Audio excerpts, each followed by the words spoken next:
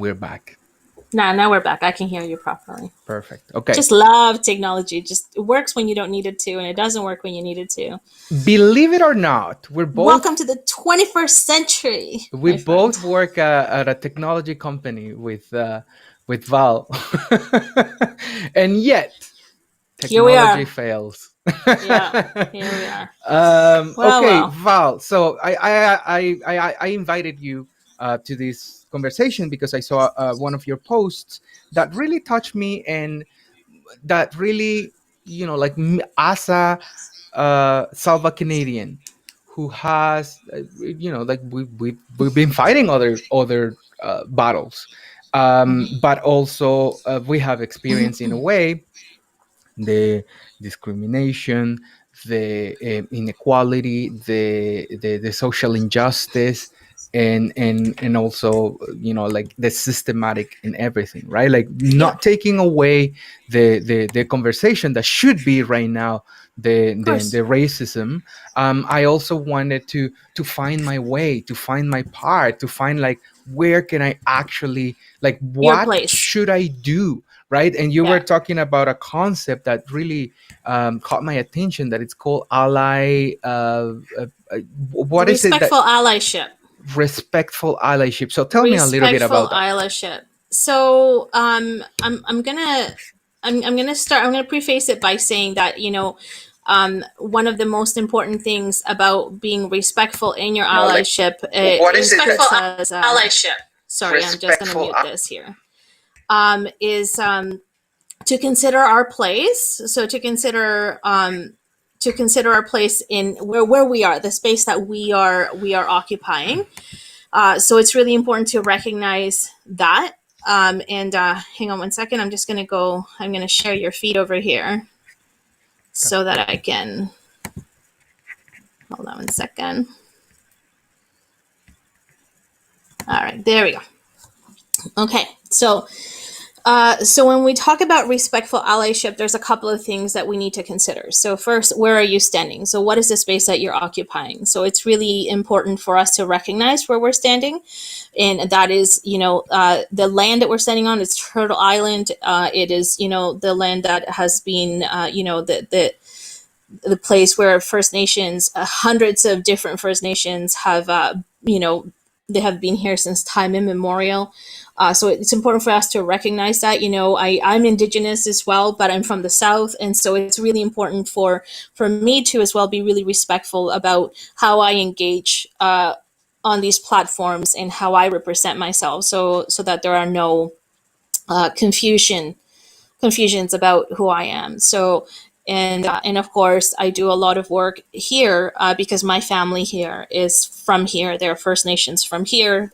They're Plains Cree, and so I do a lot of work with this community as well because it is my duty to make sure that my children, who are also Plains Cree, have the representation that that they require, right?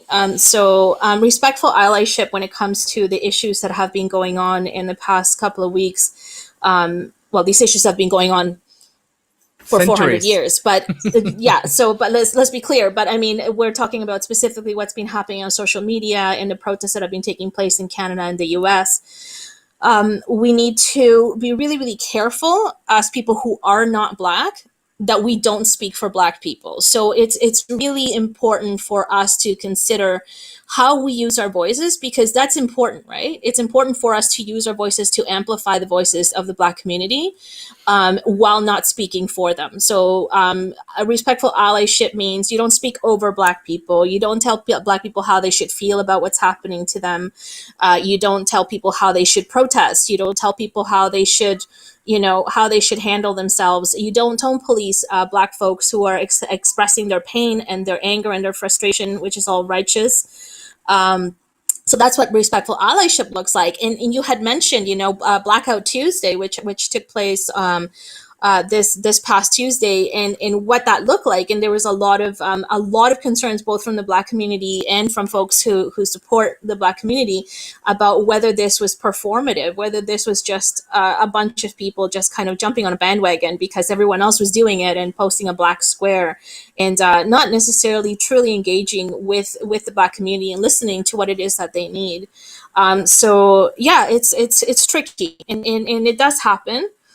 You do see a lot of people who would normally never talk about race issues, who never used our social media platforms to talk about race issues, kind of jumping on this bandwagon and hashtagging Black Lives Matter, without really understanding what that means. And so that is problematic. And so we're kind of coming into a place now where people who are not Black are having these discussions like you and I are right now. We are from the South, where, I'm not sure what your background is, Gia, but I am part European, part Indigenous. So it is important for me to amplify the voices of marginalized communities because I am myself part of a marginalized community. So it's yeah, let's be respectful about how we do that, though. It's really important that we don't speak over the Black community, and that we don't police how they feel and how they engage. Yeah, no, and I think that also whoever is joining us, whether it's on Facebook, YouTube, or Instagram, we would like to hear as well. It's so important right now to also let those feelings out, right? Like, because one of the things that I've been trying to educate myself, and I think that everyone should, if they're not caught up with the past 400 years. Well, Hmm. honestly, um since Christopher Columbus Since came to since the since continent. colonialism came Yeah, to North America and South America, and and the absolutely, whole yeah, continent, right? So yeah, so if you are not caught up into that conversation, that's okay, because now is the time. hmm, Because now is the like, one of the things that trying to inform myself as much as I can in a human possible way in less than a week of over the things, right? Like, I have felt a sentiment that millions of people have felt, and it's like, how is it possible that I'm just now just coming to this realization? hmm, Not saying that I was not aware or I wasn't respectful, or or no, but educated for that matter. educated, right? But Yeah, I think that that's one of the things. But the first step is accepting that, right? And yeah, then absolutely, yeah, and then the education part, and what I can take from everything that I've been educating myself is that, okay, hmm, now you are, so that's why I put the analogy of the version, right? Like the version, the Mike Valencia 1.0 right now, it's not compatible with the world. We need to yeah, upgrade to a version 2.0, 3.0, 4.0, 5.0, whatever it is, whatever it whatever takes. your Yeah, version is. So the moment that you get into that realization, you said, okay, so now we're gonna help other non-compatible devices to actually start catch up. the transformation that is happening right now in the world. And Yeah, that means that, you're not going to be helping strangers, or perhaps you do if you have a lot of influence, but you will start with your people of trust, your people of like that you grew up with, and with your circle of friends, and you're gonna start like having this education. And I am extremely grateful that I have really good friends, and have like really good family, who we can have these conversations with, like no repercussions. But I will strongly encourage like that you grew everyone up with, and to do with your that, circle of to friends, join and you're there. gonna start like having this education. And I am extremely grateful that I And have I think really that good we lost friends and have like Helga. really good yeah. family who we can have these conversations with. And I think that No, I could hear you fine because there's a lag on the Facebook feed, mhm. so I was actually listening as you were talking, so I didn't actually miss anything. But Yeah. So one of the things that we want to discuss and talk about that I really think is important that you brought up is how do we bring people on board and how do we educate folks so that they're a part of the process. And so one of the most important things to remember when you're engaging with people who aren't politically aware, who come from a place of privilege because they've never had to um, live through racism or live through marginalization or live through poverty, is the fact that the first thing those people need to do is that they're to look for resources. So you're all smart, you all have all these tools at your disposal. You have Google, you have social media, and so it's really important that we don't tax people who are already struggling, marginalized communities, to further educate you, because it is not the job of indigenous and black communities to educate folks who don't know what's going on in the world right now or who aren't aware. So that's the first thing you can do if you want to engage in this conversation, if you want to have a better understanding of what's happening to marginalized communities, communities that are being consistently oppressed by colonialism, is to say, hey, who am I? What's my role in this? Where do I come from? And how can I be a part of this healing process without further, without hindering the movement? So get out of the way. So allow people to do the work that needs to get done within those communities, but then educate yourself and don't ask people of color, indigenous and black folks to educate you about what's happening in the world. That's not our job. It is not our job to educate folks. It is we can absolutely, and there are a lot of us who have the spoons, as we say. We have the bandwidth to educate, and we have the time. We're taking the time right now to have this conversation. That takes effort and it takes labor, but it's because we're willing to have that conversation, talk about it. So it all goes back again to respectful allyship, to not talking for black or indigenous communities, and not to speak over them as well. So and to educate yourself and look at the resources that you have in front of you. There are a lot of amazing black and indigenous community leaders and communities, hubs that are sending out tons of information out there constantly every day. So look for those. If Hmm. you're you honestly want to learn, then by all means, you go and look at that. And Guy, it takes a lot of guts to admit that even though you're an educated person, that you're just becoming aware of certain things, which is Mm. interesting, right? Because first of all, I do want to commend you on that for being honest about that, because most people, there's an arrogance um, about about what we don't know, because it's embarrassing. We don't want to be embarrassed. We don't want to admit that we don't know that. And so I'm still learning. I'm still learning about how to be more inclusive, even though I come from a marginalized community, even though I am a community organizer, even though I am an activist, or, there's a lot of labels that I don't like to use, but I mean, if we were talking about how community would see it. And so, yeah, you got to start by self-educating. There's so many resources out there. And then by not asking, these communities that are already struggling and already trying to stay afloat to further educate you. Yeah, no, and thank you very much as well for those words. And that's why honestly, like someone like you that like we've known for many years, that I know that you also speak up for what it's fair. And at the end of the day, like this space is not as you mentioned about, not to educate, but just to say, okay, so now what is it that we can do? And What that's do we another do? like that's another question. So how do you find your role Hmm. in the Yeah. world right now, right? Yeah. So, Because right now you could be yeah. affected directly or indirectly in the conversation of racism, but you could also be directly or indirectly affected with the pandemic, or with Hmm. natural disasters, or Hmm. with unemployment, or with XYZ, right? So Yeah. We all how do carry you choose how do you a lot of struggle. choose your like your word, your voice? And that's a big, like, are the questions that I've been asking myself this past week, and I'm pretty sure that a lot of people have to. And what we're trying to do is just to increase even that.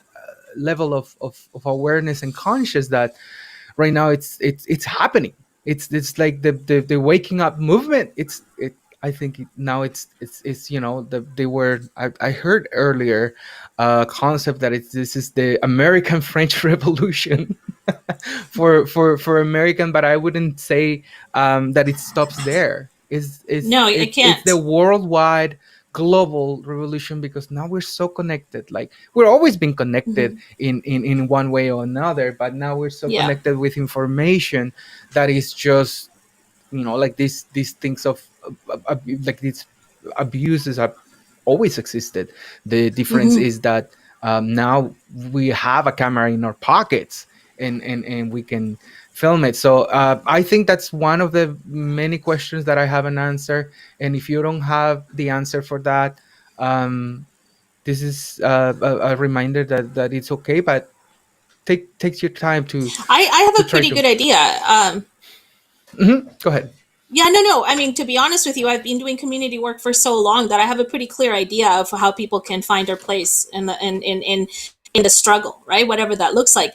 And so, one of the things that I've repeated several times whenever I've had these talks with folks is that we need to understand that not everybody is on the same boat, right? So there are different people dealing with different things, different issues. There are different levels of privilege. There are different levels of marginalization as well, and there's different levels of privilege within marginalized communities as well. So And for may I example, add, different mhm, levels of knowledge, and the yeah, counterpart, absolutely. different levels of Yes. ignorance. Yeah, absolutely. And so there tends to be, I'm not an expert, so, but there tends to be and I've seen it because we have 25,000 people in our caremongering group. There's the level of privilege informs your level of awareness about racial inequality and other marginalizing issues that are affecting communities that are affected that are affecting certain communities. So we found, for example, that certain people that are engaging with groups that are highly active within the community, that are very political, or that are doing tenant advocacy or food security advocacy, or just racial inequality advocacy. So when we're looking at those groups, we've had interesting connections happen between people who really don't get it, and those folks who have been doing the work for a long time. So there is a bit of a disconnect. And so the question is, how do you find your voice or your place? Is we go back to the beginning. You go back to, who am I? Where do I come from? What's my background? What does that look like? My cultural connection, right? In the case of myself, I have a cultural connection to the South. I was born and raised in Chile, and my family here is from the north. They're indigenous from here, so we've brought these two cultures together, and we've created this family unit.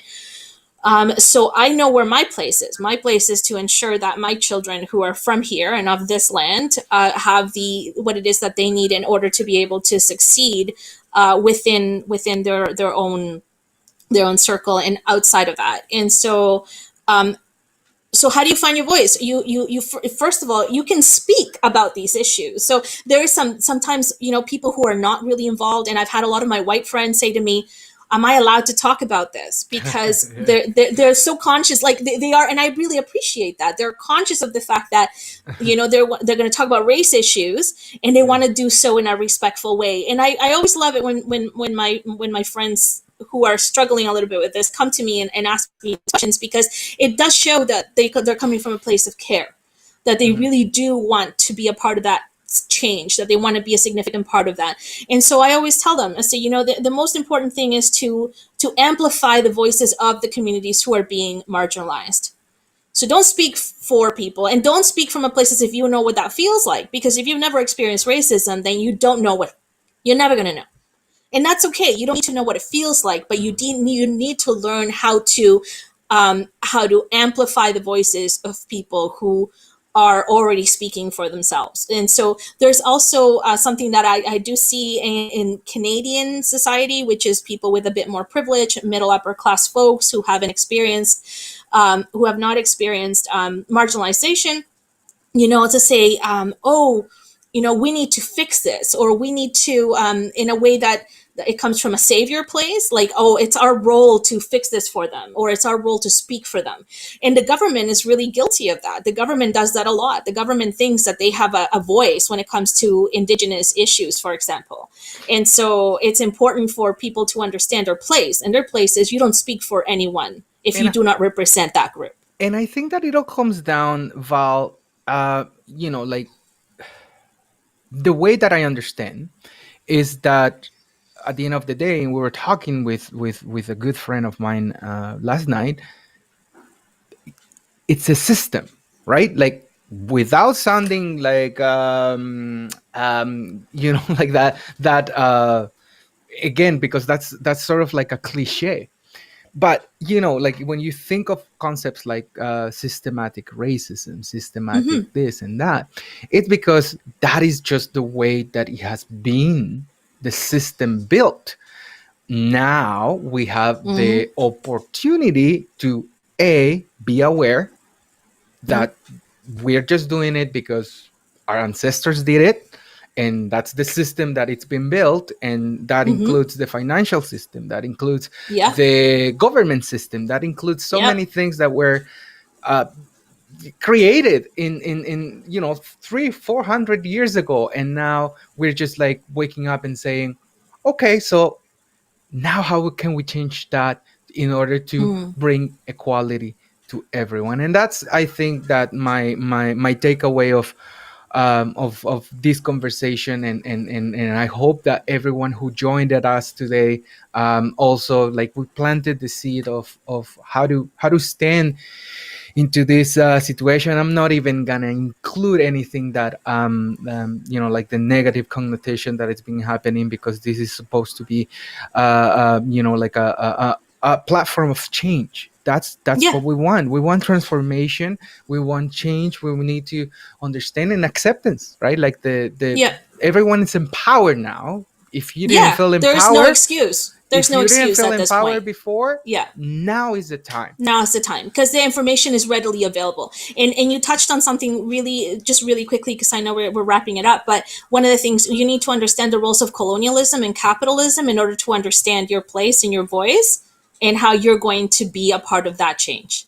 If you don't understand the effects, the negative effects of colonialism and capitalism on marginalized communities and indigenous communities and black communities, then we're never going to get out of this hole. So we do have like you said, we have an opportunity, and if we don't take it, it's on us. It's our responsibility to now pick up the flags and fly them, because it's been the role and the work of marginalized communities for far too long.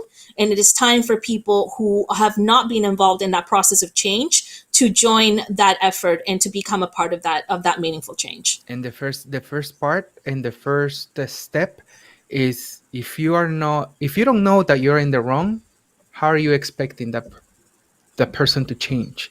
So it is our duty to let someone know, at Mm-hmm. least To to be educate. aware, to educate. Hey, this is what happened. Thank you very much, Yes, of Val course. Thank you for Harper. having me. Yeah, from caremonging. How can they collaborate in caremonging? Yeah, so Caremongering TO, you can find us on Facebook. We'll be launching a website soon. But right now we're on Facebook, caremongering.to or /to, and you can join us in that community. We're trying to do a lot of, mutual aid work, as well as awareness and education pieces. So feel free to join us there and become a part of our community. Thank you very much, Val. Thank you very much, everyone who joined on Instagram, on Thanks so Facebook, much. and on YouTube. This is going to be also edited for your pleasure. And thank you very much for joining us. Thank Until you. next time. Bye bye. Bye.